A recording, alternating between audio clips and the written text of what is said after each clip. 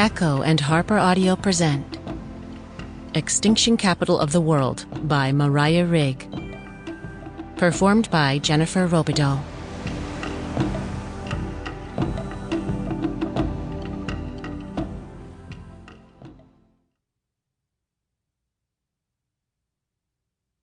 For my mother, who is the reason I exist.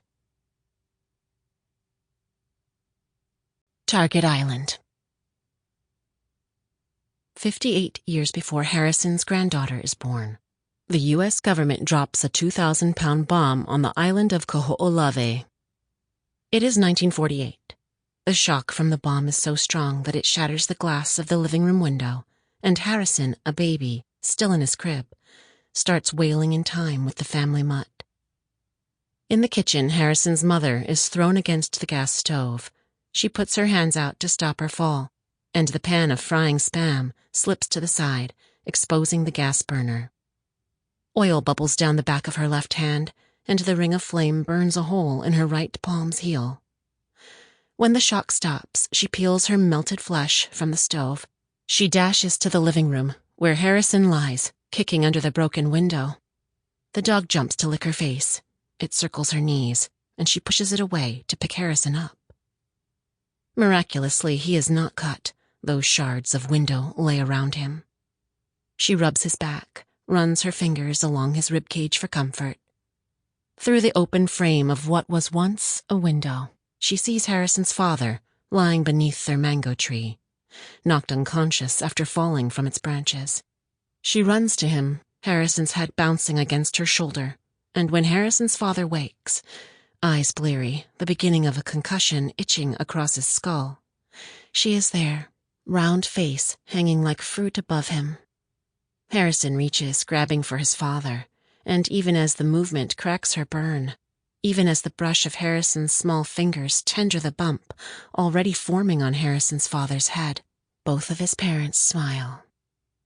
The flesh burnt from the heel of Harrison's mother's palm will never grow back, and though she and Harrison's father will tell the story of the 2,000-pound bomb over and over, in the backyard of their Wailea home at Harrison's 5th birthday luau, in the parking lot of the pineapple plantation where Harrison's father works, on the white sands of Yokohama after their family moves from Maui to Oahu, Harrison will not remember when the ground first shuddered beneath him. He will not remember the tickle of the dog's nose like a cockroach, or the warmth of his mother's face against his. What he will remember instead is the bitter smell of his mother's burnt flesh, and nearly 6 decades later, on the day he harvests his last torpedo from Kaho'olawe's soil, this is the scent that will envelop him. 51 years before his granddaughter is born, Harrison finds his first missile washed up on the sands of Ke'oneopolo. It is the day after a storm, and the beach has become the ocean's junkyard, its sand covered in glass balls, left over from Japanese fishermen's floats, broken heads of coral, and halved cowries hauled from the ocean floor. Harrison is 7, and happy to be outside after a week cooped in the house, watching rain flood the front yard and wind strip the tree of mangoes. He plays tag with the waves.